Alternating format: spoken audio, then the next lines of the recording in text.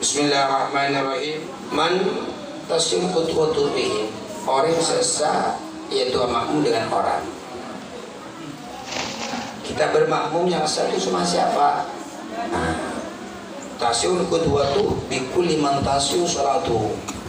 As-sah bermakmum kepada tiap-tiap seorang yang as-sah sholatnya. Sesah sholat itu berarti kita bisa makmum. Kita makmum benar kafir, jangan kafir tak sah sholatnya. Kecuali masuk Islam. Nah karena gini tidak balik sholatnya, kita bermakmum tidak sah. Jadi setiap sholatnya yang sah berarti kita bisa bermakmum. Illa rajulu, kecuali orang laki-laki bil unsa bermakmum dengan seorang perempuan. Bang Sipul bermakmum sama saya sah. Saya bermakmum dengan Bang Sipul sah.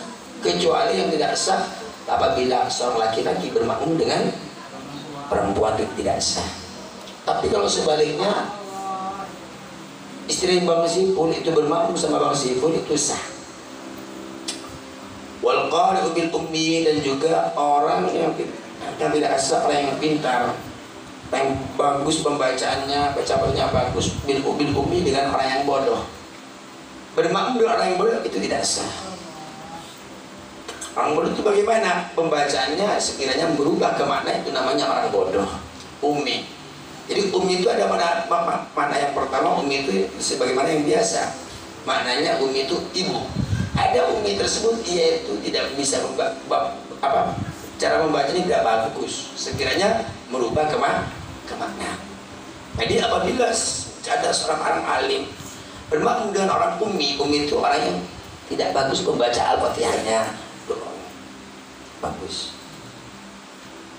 Andai kata dia mau ngaji tidak bagus bacanya, berubah makna, maka bermakmum kepada orang yang ummi tersebut sholatnya tidak sah.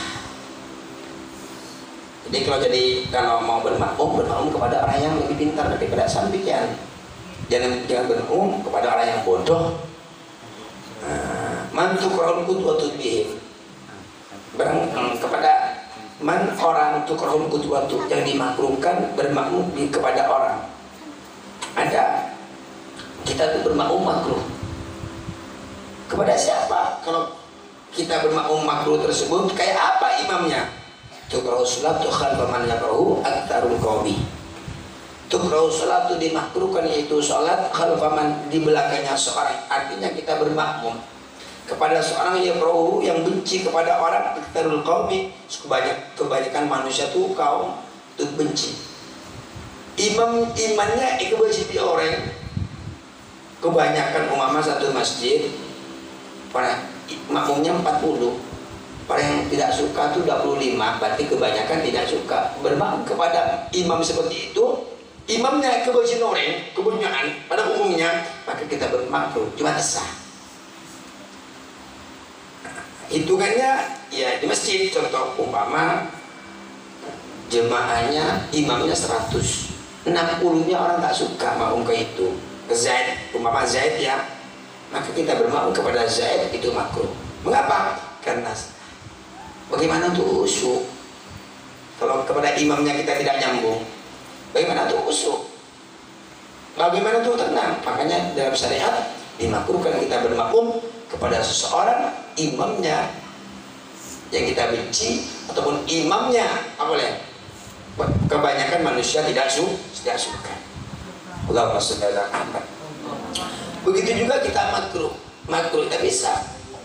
Wa khalfus sabi, dan juga bermakmum wa khalfus sabi, dan bermakmum kepada anak di belakangnya anak kecil.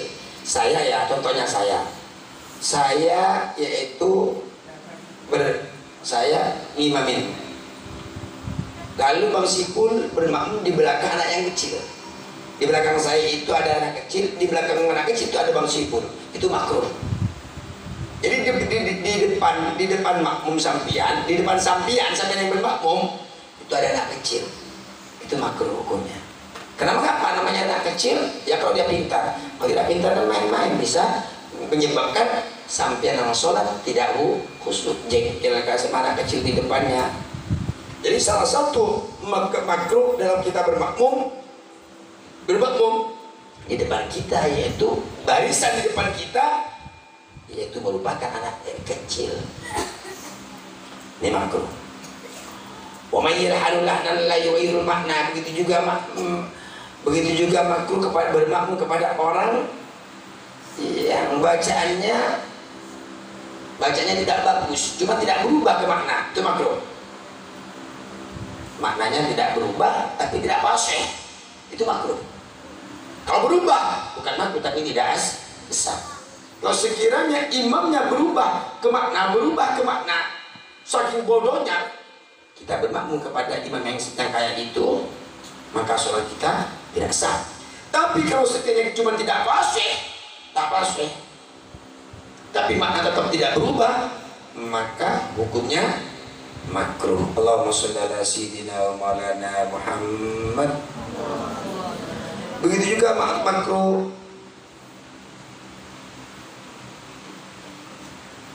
wal aghlafi, dan juga kita makruh sholat di belakangnya. Wal aghlafi, dan juga kita makruh kita sholat di sampingnya atau di belakangnya orang yang tidak sunat. Di samping orang yang tidak sunat, laki-laki tidak sunat, itu makruh.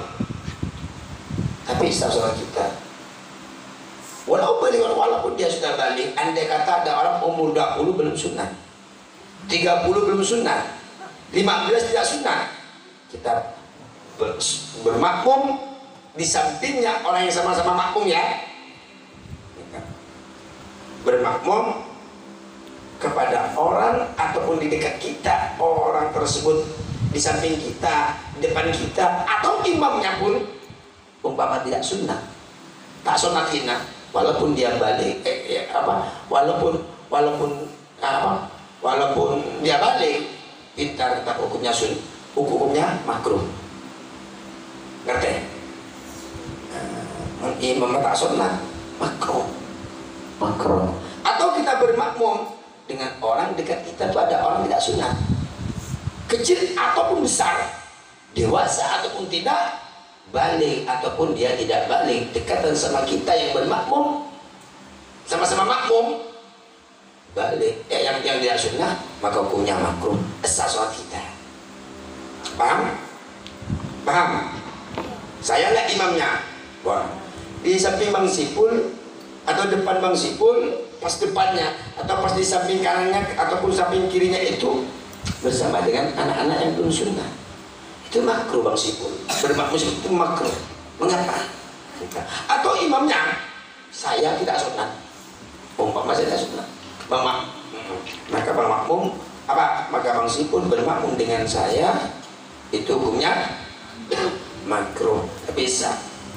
Begitu juga makruh bermakmum wa man lam yahtarizu anin najisati. Begitu juga makruh bermakmum kepada orang yang tidak bisa menjaga najis, sembarangan maksudnya, amburadul dan bedenan, tahu orang itu jorok semua, tidak bisa menjaga najis, dia mau jelas sudah bawa najis, bukan makruh lagi, tapi tidak sah. Ini Pak contohnya Bada Zaid, cilinya kita jorok, walaupun dia pintar, walaupun dia alim, tapi jorok, kayaknya jorok luar biasa. Bang Sipul bermakmum kepada orang yang jorok tersebut, sekiranya dia berden ke najis, sembarang ke najis, hukum bermakmum kepada Zaid tersebut, Bang Sipul, hukumnya makruh. Kalau seumpama jelas dia najis sarungnya atau jelas bajunya dia najis, lalu Bang Sipul tetap saja bermakmum, bukan saja makruh, tapi bermakmumnya kepada orang tersebut, Bang Sipul tidak sah. Allahumma shalli ala sayyidina Muhammad. Allahu a'lam bishawab. Bismillahirrahmanirrahim. Qala al-imam Jalaluddin Asy'uti rahimahullah ta'ala wa nafa'ana wal muslimin wa amadana bi madadihi wa anwarihi wa sarihi fid daraini amin. Hadis. Bismillahirrahmanirrahim. Wa bihi qala Nabi sallallahu alaihi wasallam. Allahumma shalli ala sayyidina Muhammad. Bersabda Kanjeng Nabi, idza lam yasal ulamu, apabila menyentuh yaitu anak kecil, al-ulama kepada anak kecil yang lain, tapi menyelidiki dengan syahwat. Oh, ini anak kecil tersebut, anak yang belum balik, anak ini anak yang, tapi dengan syahwat menyentuhnya. Apalagi yang tua, apalagi mengsimpul dengan anak kecil. Ini sama-sama kecil bersentuhan dengan syahwat. Syahwat tiba-tiba merangsang, tiba-tiba itazir asyur, maka goncang, yaitu arasy. Goncang arasy. Arasy itu makhluknya Allah di atas langit. Dia ada makhluk lebih besar lagi. Alam juga namanya arasy. Itu goncang. Ada anak kecil sama anak kecilnya. Ada orang tidak dewasa sama tidak dewasanya bersentuhan. Bersahabatlah salah satunya. Katakanlah Habib Fahmi dengan Habib siapa ini? Adnan bersentuhan, nyeting. Habib Fahmi tiba-tiba bersahabat, merangsang, dosa besar juga ini.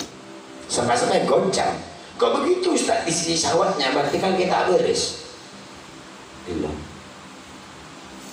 Begitu juga baik satu jenis ataupun lain jenis. Lain jenis gua Habib Fahmi dengan seorang perempuan sama-sama kecil, tapi Habib Fahmi merangsang, goncang arasy.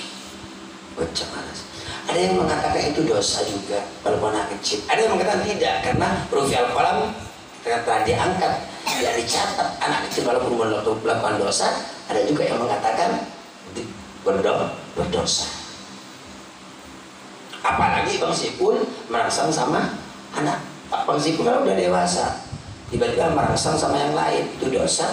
Anak kecil aja sudah bergetar aras, goncang aras, heran maksudnya, periak aras. Kalau orang Bang Sipul merangsang sama yang kecil, bukan hanya saja tidak dosa, tapi dosa Bang Sipul, dosa besar. Jadi sebagian dari dosa besar merangsangnya anak kecil sama anak kecilnya, walaupun itu ada yang mengatakan tidak dikasih, tidak dicatat oleh Allah. Ada yang mengatakan bahwa anak kecil tidak berdosa, walaupun anak kecil itu anak yang belum dewasa, melakukan dosa. Tapi kalau Bang Sipul positif, apabila merangsang kepada anak kecil, maka Bang Sipul dosa.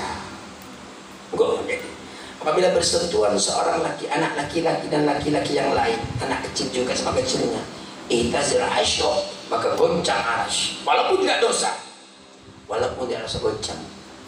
Waqalatis samawati, dan berkata itu langit berkata. Di saat arasy goncang, arasy itu makhluk di atas langit lagi. Maka di saat itu juga berkata yaitu langit, ya Rabbana umirna nakhtobu, ya Rabbana wahai Tuhan kami. Jadi berkata kepada Allah, ya Rabbana wahai Tuhan kami, kata langit, umirna, perintahlah kami, nakhtobu, agar kami menapor apa? Menapor, menghancurkan kepada orang yang seperti itu. Wa qalatil ardu, dan berkata yaitu bumi. Apa kata bumi? Ya Rabbana wahai Tuhan kami, umirna, perintahlah kami ya Allah, nablau, agar kami menelan kepada orang yang tersebut. Dan anak-anak ini dari umur yang tua ngarat semua, anak-anak ini akan minta balik, apalagi orang yang tua. Dia minta kepada Allah di saat ada bersentuhan anak-anak yang kecil tersebut yang belum balik, bersentuhan sama sesamanya yang sama-sama tidak balik, aras goncang. Dan langit berkata, wahai Tuhan kami, ya Allah, perintahlah kami agar kami menghancurkan orang tersebut.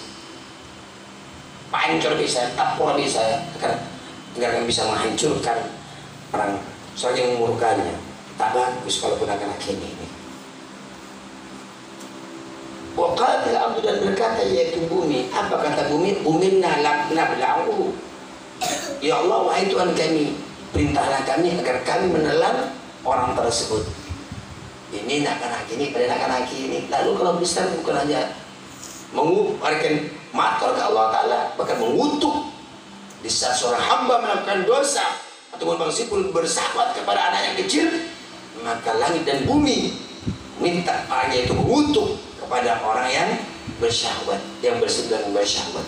Ini kalau Bang Sipul nyentuh sama Habib Fahmi, kalau nggak punya syahwat, nggak merangsang, tidak dosa kan?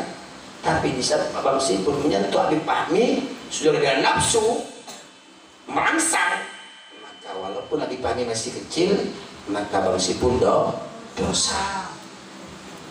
Kalau besar sama besarnya Ustaz, oh tak bahas. Satunya kecil dan satunya besar. Kalau sama besar-besarnya Bang Sipul dengan siapa? Serajin. Kakek baik, siapa itu?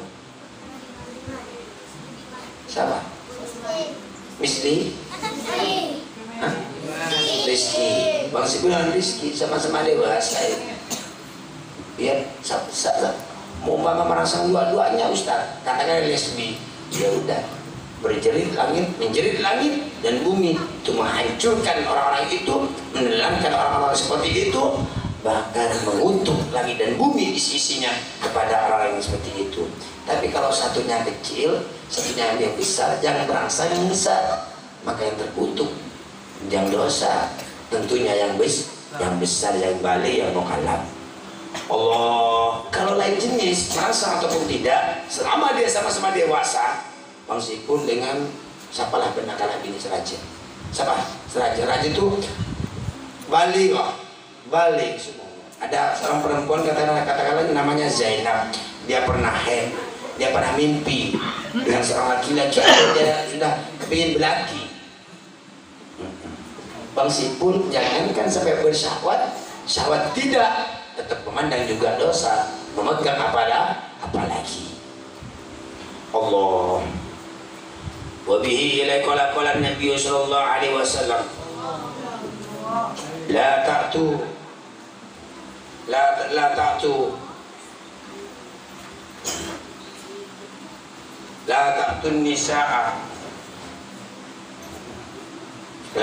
nisaa fi astahinna fa inna Allah la yastahi minal haqqi. La ta'tu, janganlah kalian melakukan laki-laki kepada nisa, kepada wanita-wanita, fi astahina, dalam lubang belakangnya wanita-wanita. Ya kalau bukan istrinya udah jelas haram, dosa. Walaupun dia istrinya, jangan pernah kamu menusuk dari belakang. Walaupun dia istrinya, dosa. Hukumnya sebagian dari dosa besar. Seorang suami menyentuhi istrinya, memasuki istrinya dari lubang belakang. Ya kalau bukan istrinya nggak perlu dibahas, itu jelas memandang dosa, apalagi megang, apalagi tusuk-tusukan. Naudzubillah. Fa inna Allah, maka sungguhnya Gusti Allah, la yastahi, tidak malu Allah minal haqqi, dari perkara yang hak. Allah tidak malu untuk menyiksa kalian karena hak. Allah tidak akan pernah malu memasukkan kalian ke neraka karena disebabkan kalian dosa-dosanya. Makanya dari itu haram hukumnya, walaupun sama istri pun menusuk atau menyentuh dari lubang belakang. Wallahu amin.